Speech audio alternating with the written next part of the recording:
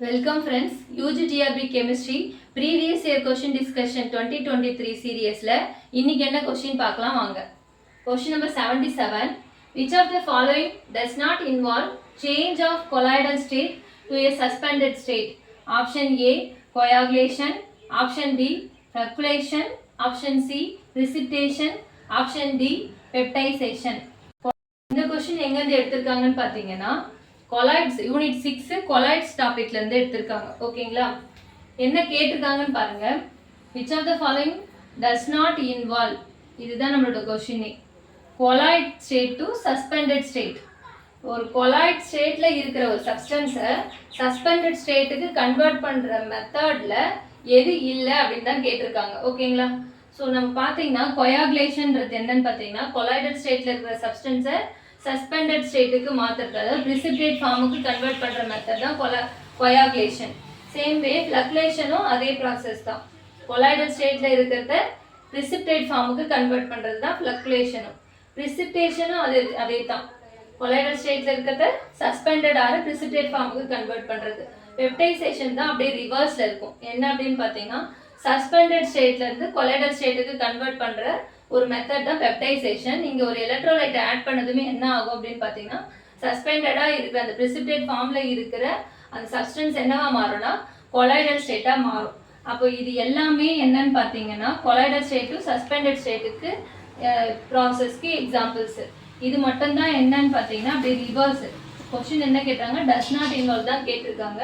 அப்போ reverse of the suspended to colloidal state, அதுக்கு தான் பெப்டைசேஷன் தான் கரெக்ட் ஆன்சர். ஓகேங்களா, அப்போ 77க்கு ஆன்சர் என்ன அப்படின்னு பார்த்தீங்கன்னா டி ஆன்சர்.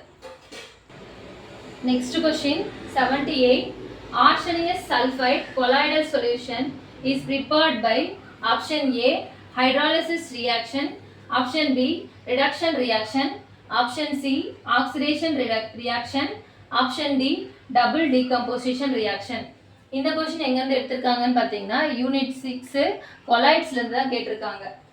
இப்போ ஆர்சனியஸ் சல்ஃபைடு கொலாய்ட் சொல்யூஷன் எப்படி ப்ரிப்பேர் பண்ணுறாங்கன்றதான் நம்மளோட கொஸ்டினே. ஹைட்ராலிசிஸ் மெத்தடு, ரிடக்ஷன், ஆக்சிடேஷன், இதிலெல்லாம் என்ன ப்ரிப்பேர் பண்ணுறாங்கன்னு ஃபர்ஸ்ட் நம்ம தெரிஞ்சுக்கலாம். ஹைட்ராலிசிஸ் மெத்தடில் அலுமினியம் ஹைட்ராக்சைடு, அயன் ஹைட்ராக்சைடு, இந்த மாதிரியான கொலாய்ட்ஸ்லாம் ப்ரிப்பேர் பண்ணலாம். நெக்ஸ்ட் ரிடக்ஷன் மெத்தட் அப்படின்னு பார்க்கும்போது ரிடக்ஷன் மெத்தடில் கோல்டு, சில்வர், இதை கொலாய்ட்ஸ் எல்லாம் ப்ரிப்பேர் பண்ணுவாங்க. ஆக்சிடேஷன் மெத்தட்ஸில் என்ன ப்ரிப்பேர் பண்ணுவாங்கன்னு பார்த்தீங்கன்னா sulphide, selenium, and then iodine, நான் மெட்டல் கொலாய்ட்ஸ் எல்லாம் ப்ரிப்பேர் பண்ணுவாங்க. இப்போ டபுள் டீகம்போசிஷன் மெத்தட் தான் இதுக்கு கரெக்டான ஆன்சராக இருக்கும். இப்போ அவங்க எப்படின்னு பார்க்கலாம்.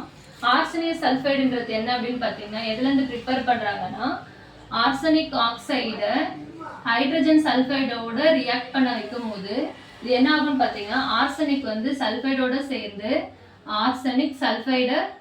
ஆர்சனியஸ் சல்ஃபைடை ஃபார்ம் பண்ணும், ப்ளஸ் வாட்டர் மாலிகுலும் ஃபார்ம் ஆகும். இது எல்லோ கலருக்கு நமக்கு precipitate ஃபார்ம் ஆகும். ஓகேங்களா, ஸோ இங்கே என்ன இது 2 டிஸ்பிளேஸ்மெண்ட் நடந்திருக்கு. அதனால நம்ம என்னன்னு சொல்றோம்னா இந்த ரியாக்ஷனை டபுள் டிஸ்பிளேஸ்மெண்ட் ரியாக்ஷன் சொல்றோம். ஓகேங்களா, ஸோ அப்போ கொஸ்டின் நம்பர் 78க்கு ஆன்சர் என்ன அப்படின்னு பார்த்தீங்கன்னா option D, double decomposition reaction.